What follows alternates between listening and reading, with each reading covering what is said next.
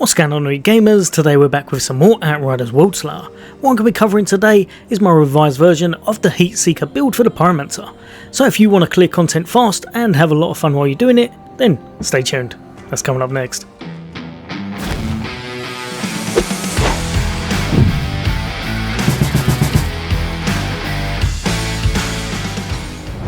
Welcome back everybody. Today we're going to be going over a build for the Pyromancer.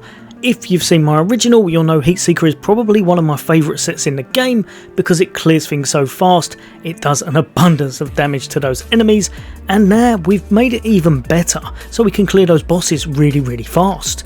As always, if this helps you out, then a thumbs up will be greatly appreciated, and if you'd like to become a member of the channel for more gaming content, then why not hit that subscribe and bell. But for now, just before I jump into the build, I'm going to show you a little bit of gameplay, showing you exactly how powerful this set is and how much fun you can have it with its devastating damage.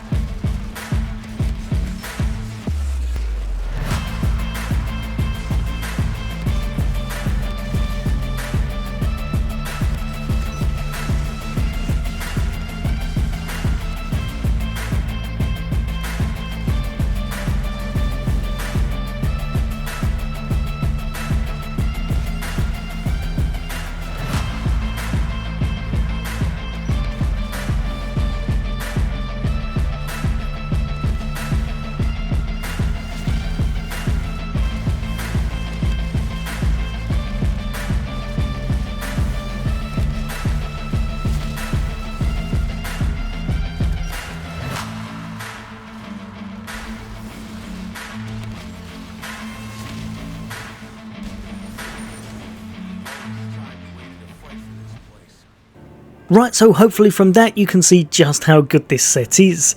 It clears content very fast, and it is not slacking on those bosses. The boss in Turret Gratar doesn't even get to the stage when it's doing that area damage, so you don't really have to worry about too much. Now, another great thing is that you can still improve upon this set. This game is a lot about RNG, well, completely all of it is about RNG actually with the drops. And if you're able to get perfect drops, you'll be able to make this even better. I'll show you exactly what you need in a moment. So kicking it off for our gun, we've got the Mythos.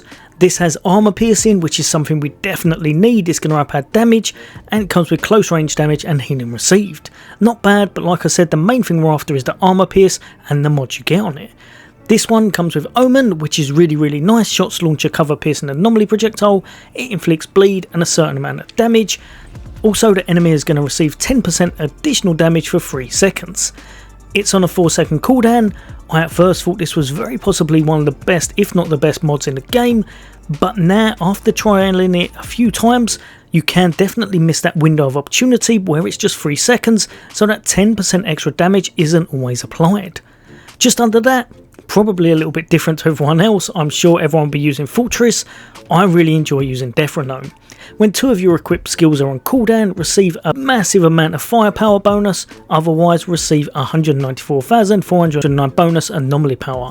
Obviously this is going to go up, it's going to go down depending on your item level, but it's a massive amount of Anomaly Power and really helps you do a significant chunk of change of damage if you're doing your rotations and stuff right, and even if you're not, you're going to be hitting with your firepower for a little bit more. Just under that, and one that I've been very lucky with the roll on this, but something that's greatly needed, and that's Mage's Rage.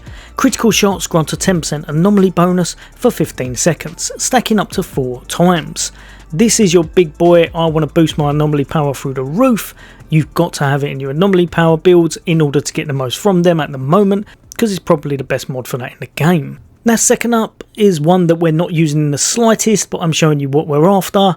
If you could get this as a perfect roll, I think it may supersede this and be something you'd want in your primary slot. It's got armor pierce and status power. We're missing the status power off of our top gun. If we had that on, it would just tear through everything. This one, if it managed to drop in that apocalypse slot, probably a Fortress or a Mage's Rage, then be able to cover up something nice in that second slot, and I think it would probably overtake this for damage. I'd have to definitely give it a try just to make sure, but I think because of the status power it would be what I'd pick, because it would just make this the most viable option. Lastly, if you want this on your handgun, I do not switch to pistols in the slightest, but if you do, just chuck on something that's got vulnerability bullets or something that inflicts vulnerable. That way you're going to take the shot, then switch over to your main, and you'll be able to get a bit of extra damage. I don't really need to worry about that with this build, it's just if you want to take the boss down ever so slightly faster. Right, so jumping over to the headgear, and we're using the Ronin's Amagasa. Just hands down, probably one of my favourite anomaly things in the game. Ticks all the right boxes, comes with Anomaly Power, cooldown reduction and status power, so it's absolutely perfect for what we're going for. We're looking for as much status power as possible, because that's really going to help our burn, and it's going to help us with our actual FaserBoom. Arms Anomaly, probably one of the must-haves on any kind of Anomaly build. Critical shots is going to boost your Anomaly Power through the roof, 278,452 for 6 seconds with a 6-second cooldown. This is probably one of the biggest ones you can get, and if you can manage to chuck it on your Anomaly builds, make sure you do. Unstoppable Force increases your Anomaly Power by 50% of your Resistance Piercing. We've got a lot of Resistance Pierce going on, we've got a lot of Armor Pierce as well, which will come into play in a minute. It means that everything's going to get torn to shreds because of those mods. Anomaly and Echo gives us a nice bit of firepower and also a nice bit of Anomaly Power. This again kind of goes hand in hand, I found, with, like I said over here, the Deathronome. Makes it so that we're not always hitting like a wet sponge. We can do some damage with our weapons, but we're aiming more for that Anomaly Power. Just underneath here, and the first piece of our actual Heatseeker set, we've got the Heatseeker's chestplate. Anomaly Power, cooldown reduction and Skills Life Leech, keeping us alive, making sure that we don't fall over. Skills Life Leech is definitely something that you'll want in your build in some place. Fire Trap, Thermal Bomb, using the skill on a target marked or afflicted with burn, creates an explosion dealing a large amount of damage in a 4-meter radius. This is one of the things that you're going to need in order to help with your ad clear and make it really fast. It's going to explode, it's going to mean that it does the chain because of our 3-piece bonus, and it's going to clear enemies very, very nicely, and of course do a big chunk of damage even if they're elites. No resistance against the fortified increases your resistance piercing by 100% of your armor piercing value. Again, hand in hand with the other mods we've got just up here, and with our armor pierce going on over here, means we've got a chunky bit of resistance pierce going on, and we're able to tear everything pretty much apart. Just down in the Apocalypse slot, and one of my favourite go-to medkits. I call it a medkit because it pretty much is a self-medication. Increase your max health % when any skill starts its cooldown, can stack up to 3 times and they last 5 seconds. This means that even if you're on, say you're on 500 health and you were just about to pop, if you're able to use a skill that's only got 1 application, so for me it would be the Ashclad, I'm going to pop that and it's going to give me full health plus 10% on top, and like it says, it can stack up to 3 times. If you've got several uses of a skill, so if we're using Thermal Bomb, it's not going to apply when we use the first one, but when we use the second one and then the whole skill is on cooldown, again that's when your health kicks in. If you're struggling to stay alive, if you want a way to get your health back, this is the best currently in game. Just underneath here, and we've got Anomaly Power, cooldown reduction and status power on our Heatseeker leg plates. Tainted Blood, like I said, we've got the Omen at the moment. I'm hoping eventually to be able to change a bit around, but while we've got it on, we might as well take advantage of this. It's going to increase the damage dealt to enemies afflicted with bleed by 16%. If you didn't want to wait around for Omen, you could very well change this into the elite damage. It's completely up to you. I've put this on because it kind of goes hand in hand with a weapon.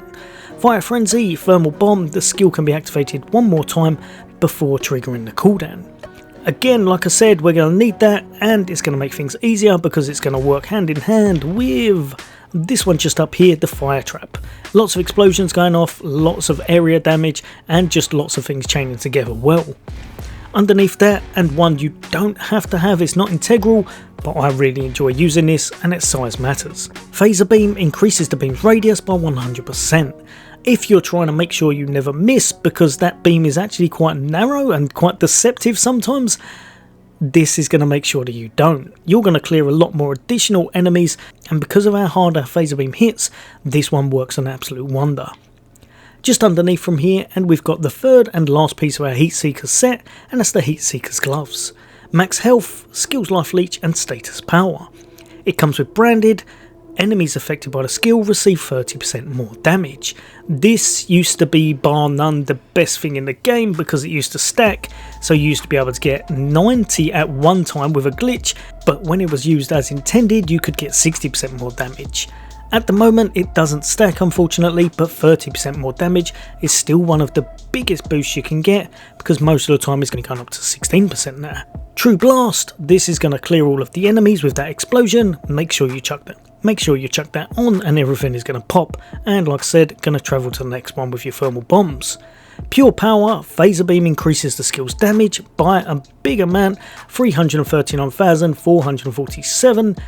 Based on your level, can go up, can go down, but you're definitely going to want this to clear through those tough enemies and to smash holes in those bosses. Now because we got the 3-piece, the set bonus after successful detonation, thermal bomb travels to the target with the lowest health in a 25 meter radius. 25 meters is very far. The thermal bomb applied this way deals 50% less damage and can chain up to 3 times. Because of how much damage we're able to pull off with our anomaly, you don't have to worry too much. Pretty much everything is popping once it's being hit by those thermal bombs, and even if it's not going to, because of how much burn we've got going on later on, it means that it is going to fall over anyway, and most times you can just walk off into the sunset. It isn't going to matter, the burn's going to take it down no matter what it is. Now just from here, and something I still haven't got perfection on, but this is roughly what you're after. If you can get better rolls yourself, let me know, because I'm really starting to run out of patience trying to get these. They're very difficult to get hold of in the right attributes. So you want Anomaly Power, Status Power, 100% want both of those. If you can after that, you're going to want some cooldown or some skill life leech. After that, you're going to want Death Sentence. The Ash Blast is going to mean your weapon damage and anomaly damage against enemies affected by the skill are increased respectively by 40% and 30% for 5 seconds. Obviously we're more so after that anomaly damage, but another 30% stacked on top of everything we've got going into this build means you hit very hard on those bosses, and the last boss isn't even getting out of that first phase into the damaging phase, so you don't really have to worry too much. Blood Potion, not actually anywhere as bad as I thought. This helps us to stay alive. Critical shots towards enemies in close range afflicted with bleed increase your health regeneration by 7,909 for 5 seconds. Just giving us a little bit of regen going on in our build, meaning we're not going to fall over quite as easy and we can tank those really tough enemies.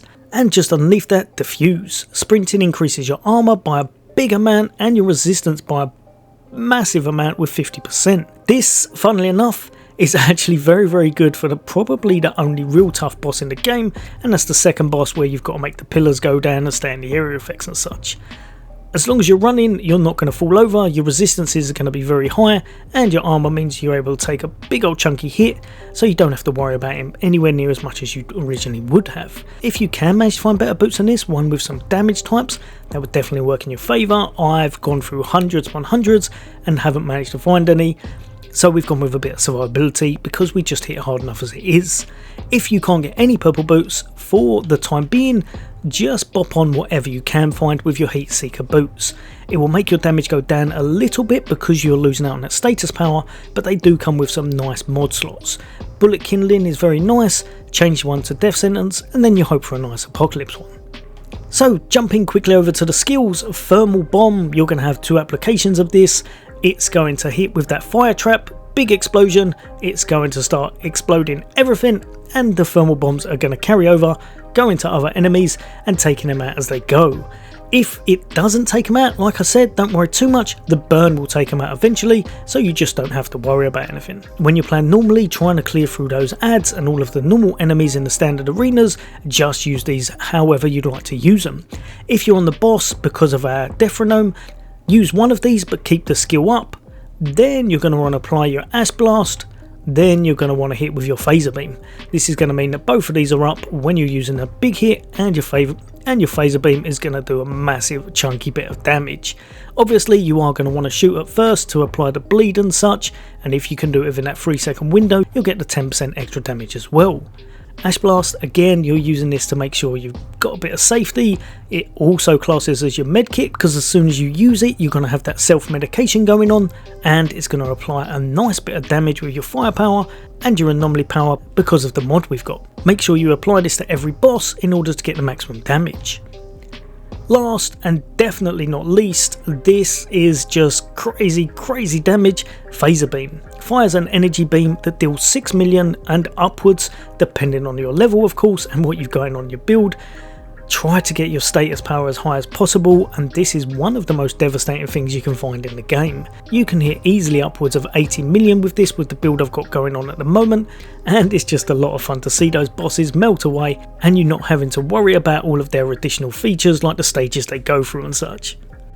Now, I won't bore you by going over what each of these do. The path you want to take: grab yourself some nice anomaly.